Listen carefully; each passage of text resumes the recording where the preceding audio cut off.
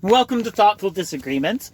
I'm your host, Thomas Trapp. Today we're going to do a deconstruction of the Trump-Zelensky press conference relevant to the mineral deal from February 27th. The video that we're using for the deconstruction was done by DW News. They're a German media outlet. And I chose them because we're going to start here just about 4 minutes. Well, you see about 4 minutes and 40 seconds into the video, we get to see the press setup, and then we're going to get to see Zelensky say something before the audio gets really clear to Trump. Right here.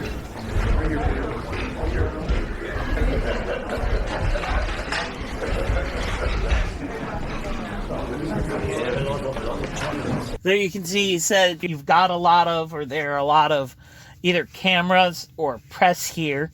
And I just think it's interesting. This is about having good communication skills.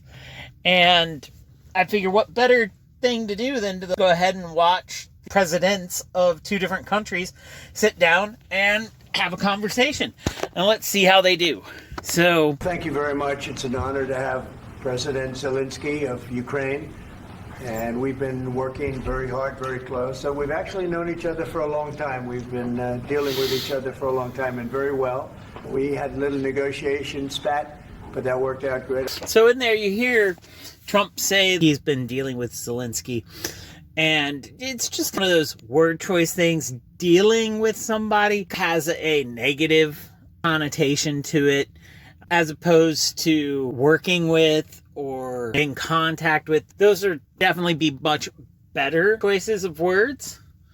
Now we're going to go ahead and take a look here. But it kind of goes on just detailing a little bit about what's going on in the war. I strongly recommend you go ahead and watch the video all the way through. It's, as you can see from the timer there, 55 minutes long. You can actually cut out the first 4 or 5 minutes of it because it's just rehashing of what's going to be at the end of the video here. Right around here. Speak to Russia whatsoever. They didn't speak to anybody. They just allowed this to continue. And I will say that, I'll say in front of you, you've heard me say it 1,000 times, if I were president, this war would have never happened. We would have had a deal negotiated for you without having to go through what you've gone through. But and we're going to have a lot of very good conversations. I will say until we came along, the Biden administration didn't speak to Russia whatsoever. They didn't speak to anybody. They just allowed this to continue. So a reoccurring theme that you'll see are multiple times Trump uses this platform to downtalk the previous administration. And in the realm of having a good conversation, what happened in the past, what somebody else did that's not actively involved in the situation as it's unfolding now, doesn't bear relevance to the deal, or, to the conversation at hand. So just as far as a good communication skill goes, it's getting on to a side topic that really doesn't bear any relevance to what's going on. How we got into this mess is not going to solve the problem. If we get up here, let's see, right about here, we're going to see that Trump opens the floor. An honor to have you, and please, I'd like to say something. No, thank you so much, Mr. President. Thank you for the invitation. So there, Trump hands the floor over to Zelensky. Nice transition. Zelensky thanks him for the invitation. And as we keep going, you're going to see Zelensky's going to outline what he hopes to accomplish in their conversation. And really, I hope that this first document, will be first step to real security guarantees for Ukraine, our people, our children. I really count on it. And of course, we count that America will not stop support. Really, for us, it's very important to support and to continue it. So here you can see Zelensky's letting him know what he wants to discuss, why he's here at the press conference. And that goes on for a while. There's a little, again, as far as meat and potatoes, as far as what's really going on communication-wise, It's a pretty good. They get the reporters going back and forth, asking some questions. There's a little bit of some interrupting here, interrupting there. When you have a large group of people, not necessarily something that can always be avoided. Take just a quick peek here, about 15 minutes, 10 seconds in. And, you know, they're not American soldiers, but they're Russian soldiers and they're Ukrainian soldiers. When having a conversation, know the audience that you're speaking to, and to be sitting down across from or next to the president of another country, and you mentioned the troops that are dying are the Russian troops and the Ukrainian troops.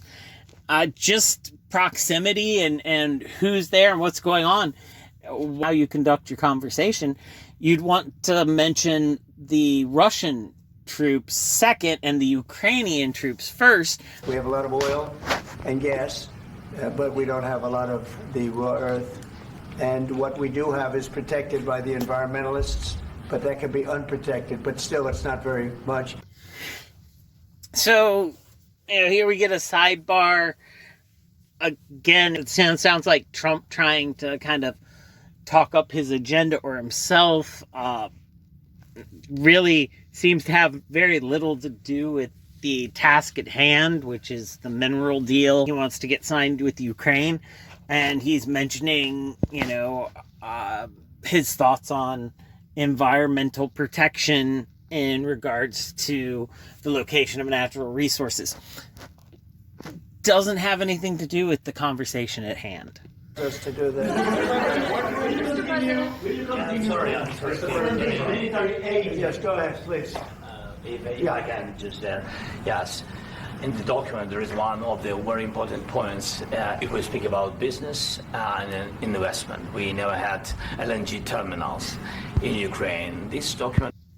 So, you know, here you see Zelensky trying to politely let the press and Trump know that he would like the floor. It's a great way to handle yourself. There are times in a conversation when you do have something that you need to say, and you do have to throw the brakes on or politely ask for the floor. And certainly no yelling seems very professional way to ask for the floor. President Trump said that they made less support, but they are our friends and they are our very supportive partners. They really gave a lot, Mr. President. They did. They gave a lot, but they gave much less. No. Much less. No. At least no. No. Okay. So that right there is what I would call a thoughtful disagreement. Zelensky thinks, you know what, they pretty much did give as much as you guys are, you know, reasonable contribution. Trump's like, no, they didn't. They laugh it off, they kind of walk away from it. But that's the idea behind thoughtful disagreement is, you know, you will reach a point when you're having conversations that you're not going to come to an agreement. So you just you have to be able to walk away from it, learning more about the other person and their stance, and them learning about yours through the conversation that you're having. And hopefully over a period of time helps to build connection and rapport between each other. That way we're not as polarized. We know more about what's going on with each other. So we're able to have, you know, good conversations, and we're not assuming what's going on with the other person or people. Now, I did do a little bit of looking up, and this was from a U.S. News and World Report on commitments of aid to go to Ukraine. The U.S. has committed a little bit more than 0.5% of our GDP, which puts us fourth in the ranking of people who have made commitments to Ukraine to help them out. The number one is Germany, committing 1.31% of their GDP. In second place, we find the United Kingdom, committing 0.93% of their GDP. And coming in third is Canada, with 0.67% of their GDP, which again puts us in fourth with 0.55% of our GDP. Just thought that was some interesting information. And it's one thing when you start looking at the amount of donations that somebody's made. It's totally different once you start comparing that to the amount of money that they have. A person who only has $1 and gives somebody $1 has given a lot more than a person who has $100 and gives somebody $1. Here we'll find another, what I would consider a simple faux pas in conversations. There's never been a first month like we've had. And this is one of the very important things. This, to me, is one of the most important things because we have tremendous death taking place as we speak. And I don't want to have that. You know, think of the parents, whether they're in Russia or Ukraine, think of the parents of all these people being killed. And here we go again. Think of the parents of the people in Russia and in Ukraine. He's sitting next to the president of Ukraine. Why are we mentioning Russia's casualties first or Russian concerns first? It's like a passive form of disrespect toward Zelensky to continually mention Russia first. And we go forward a little bit more. As you know, Iran was broke. They had no money to give to Hezbollah. They had no money to give to Hamas. They were stone cold broke. And then under Biden, they became rich as hell. It's too bad we got involved because there should have been no involvement because there should have been no war. And there shouldn't have been October 7th. That would have never happened. As you know, Iran was broke. They had no money to give to Hezbollah. So here you can see Trump gets on a sidebar again. This doesn't have anything to do with Ukraine. He's now talking about Iran, Iran's funding, speculations with Israel and Palestine and Hamas. And all of these, again, we're really off topic. And it just sounds like he's putting down the previous administration, talking himself up. I think they should equalize. What changed between the first time that Secretary Bessent gave President Zelensky the agreement and today for the signing? We made a deal. So what was the deciding factor? I'm a business person. We made a deal. That's what changed. I didn't think we were going to make it. But NATO has to step up, and the Europeans have to step up more than they have. And I want to see them equalize because they are in for far less than we're in. And they should be at least equal. You understand that? Why is the United States, we have an ocean in between. Why is the United States in for so much more money and other things as Europe? With that being said, and as you said, they've also been obviously very helpful. But we have put in far more than they have. And I think they should equalize. Mr. President, Please, go ahead. about the agreement against. So if you look there, you can kind of see Zelensky shake his head. That looks to me like Zelensky's realized this isn't really what he's here to talk about. NATO and EU, the European countries, what amount they're contributing to help Ukraine compared to the U.S. It's not something that Zelensky has control over. It's not something pertinent to this mineral deal that he's here to discuss. So he just lets it go. Kudos to Zelensky on just dropping that issue because it's really not relevant to what's taking place. Get a little bit further in here and about sorry, just a second. About any negotiations. First of all, I want really to tell you, and I think that everybody understands that Ukraine, more than Ukrainians, nobody wants to stop this war.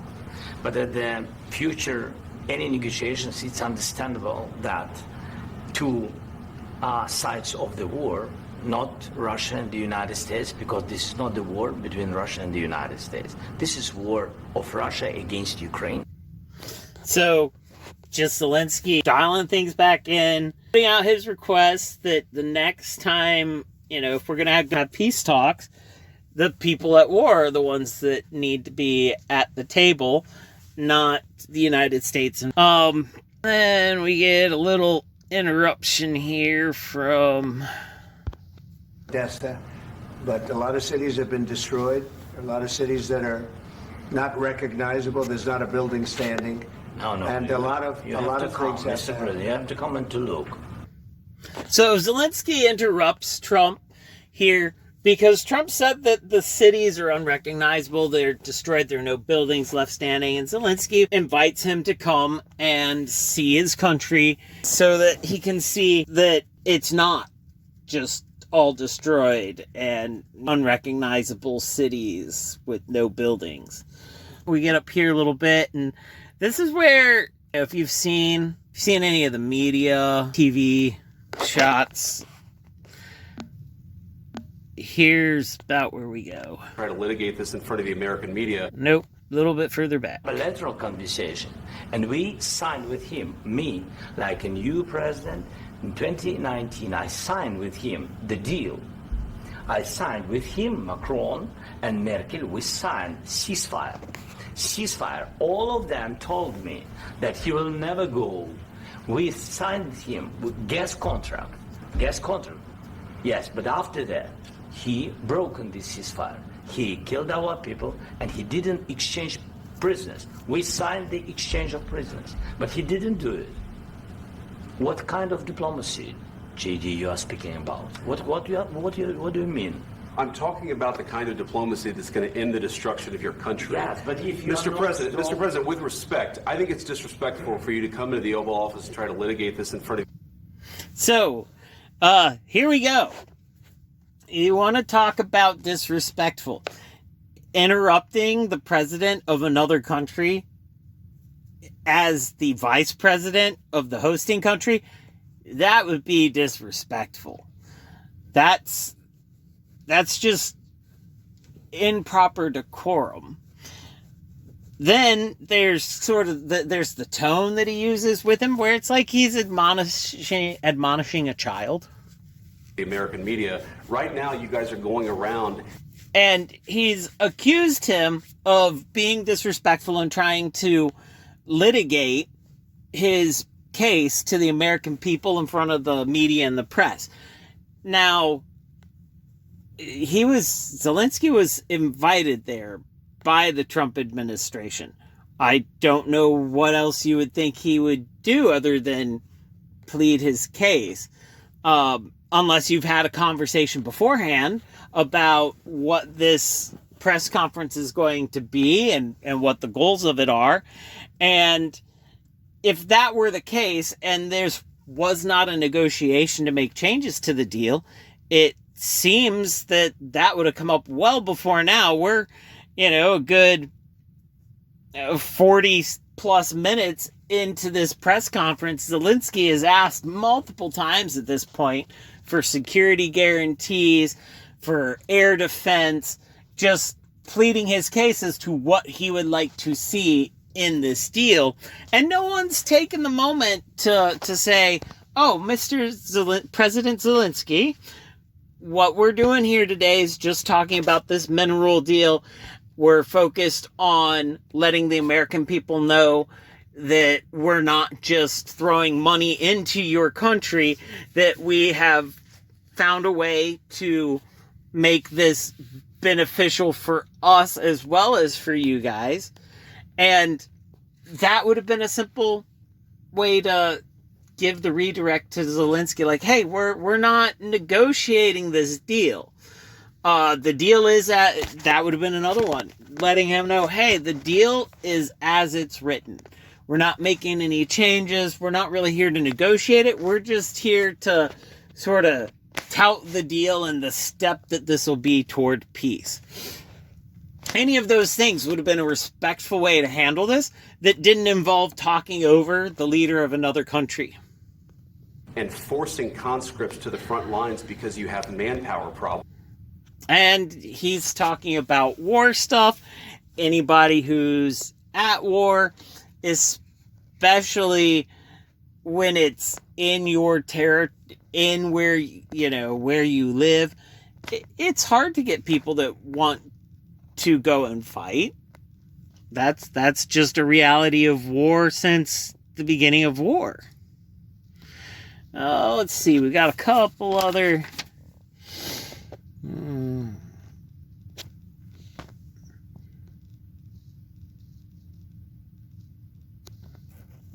problems. You should be thanking the president for trying to bring it into this conflict. Have you ever been to Ukraine? Did you say what problems we have? I have been to. Count once. I've actually watched and seen the stories, and I know what happens is you bring them on a propaganda tour, Mr. President. Do you disagree that you've had problems? So here we go. Vance is on the attacking Zelensky about whether or not he has problems in his country. As the vice president of the hosting country, that would be disrespectful. That's just improper decorum. Then there's the tone that he uses with him, where it's like he's admonishing a child.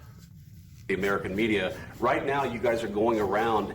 And he's accused him of being disrespectful and trying to litigate his case to the American people in front of the media and the press. Now, Zelensky was invited there by the Trump administration. I don't know what else you would think he would do other than plead his case. Unless you've had a conversation beforehand about what this press conference is going to be and what the goals of it are.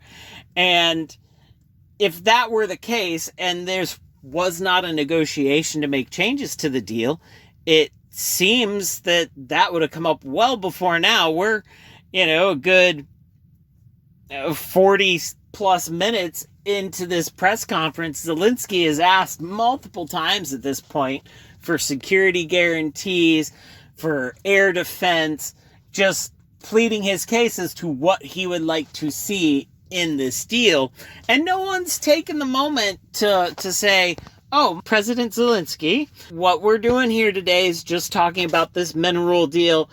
We're focused on letting the American people know that we're not just throwing money into your country, that we have found a way to make this beneficial for us as well as for you guys.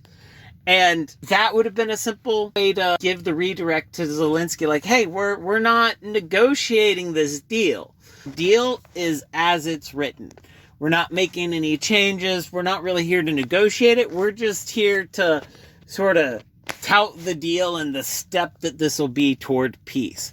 Any of those things would have been a respectful way to handle this that didn't involve talking over the leader of another country. And forcing conscripts to the front lines because you have manpower problems.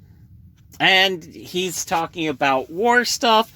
Anybody who's at war, especially when it's where you live, it's hard to get people that want to go and fight. That's just a reality of war since the beginning of war. Let's see, we got a couple other. You should be thanking the president for trying to bring it into this Have you conflict. ever been to Ukraine? Did you say what problems we have? I have been to. Count once. I've actually watched and seen the stories, and I know what happens is you bring them on a propaganda tour, Mr. President. Do you disagree that you've had problems? So here we go. Vance is on the attacking Zelensky about whether or not he has problems in his country, accusing him of taking people on propaganda tours. These are things that fly directly against principles of having good, respectful communication between people.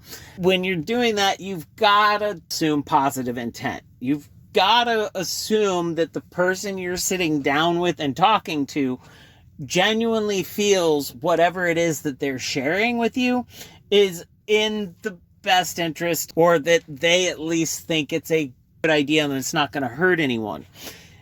Obviously, if there's good solid reason to not assume the positive intent of somebody, and here would have been a simple assume positive intent way to handle this with Zelensky. Vance could have quite simply said, I'd love to come on a tour of your country. However, I want to tell you what part of your country I want to see once I get there. That way I can make sure that you're not, creating a scene for me to see, and I'm getting to see things actually as they really are.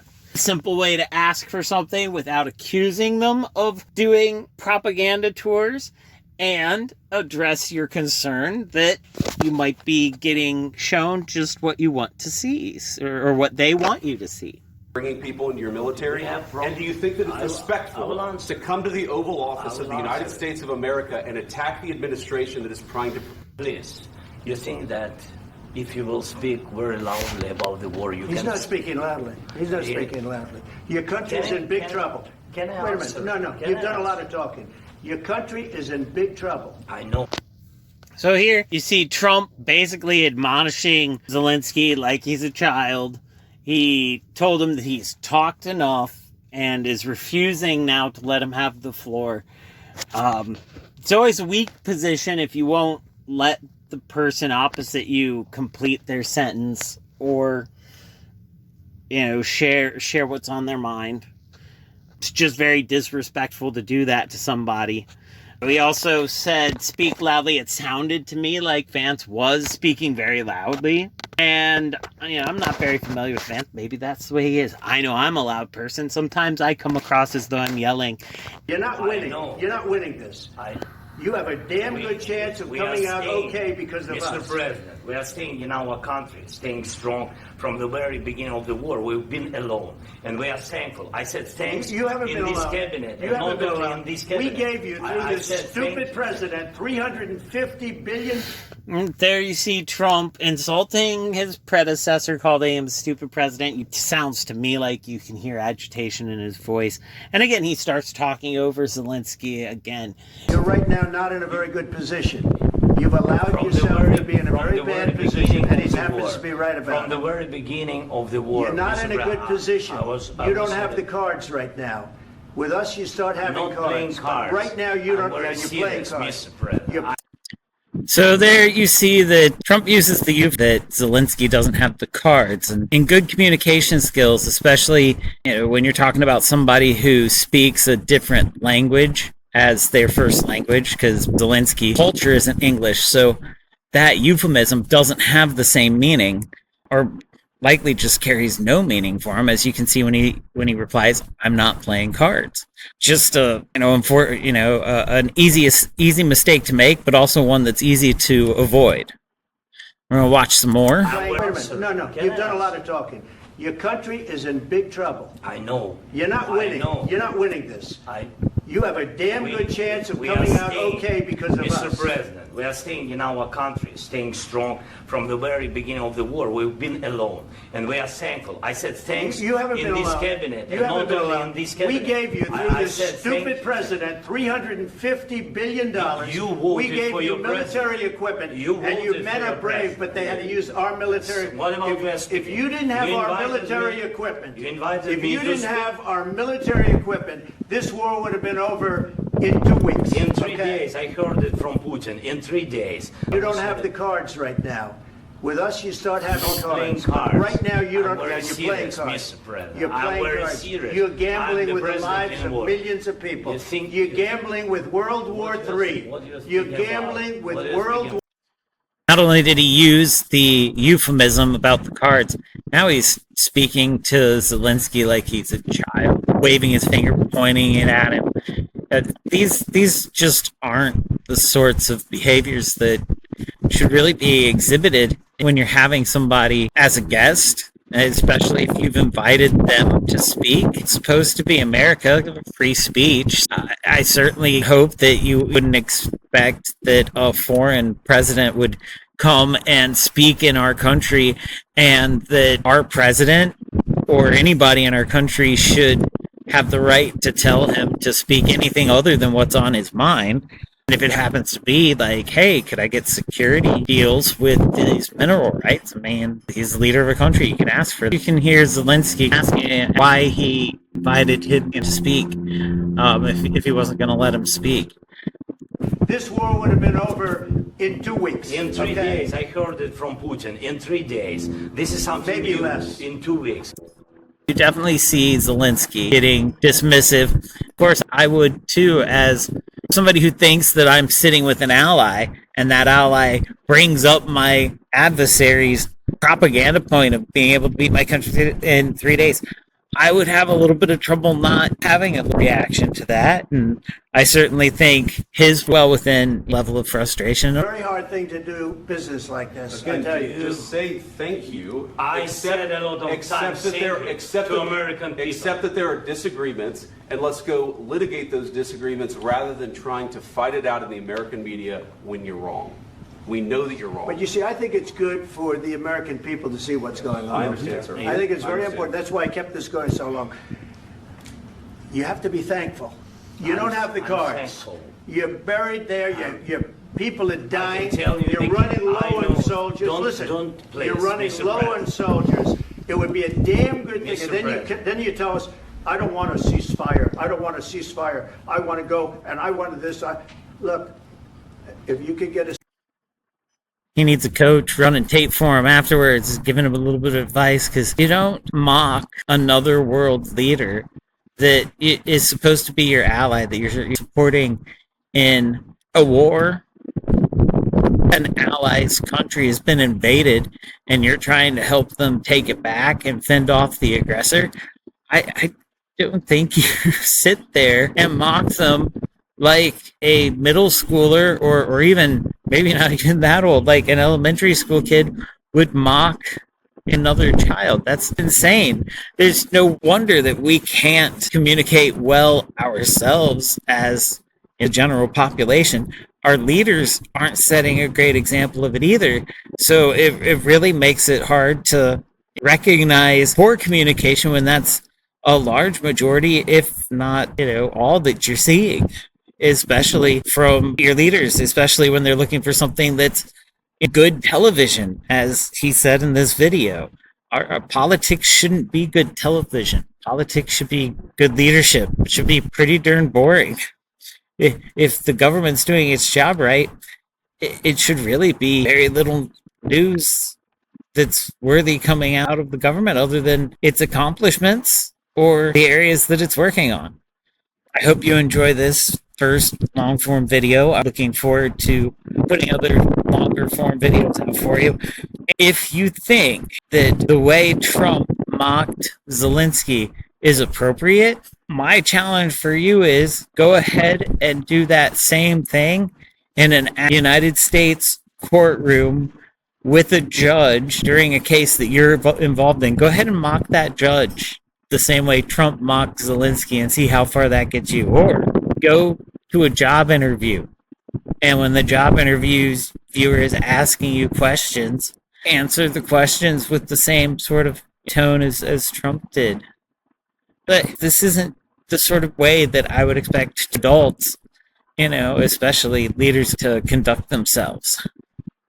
Thanks again for watching. Hope you're having a wonderful evening. Don't forget to like, comment, and subscribe to the channel, and we'll see you soon.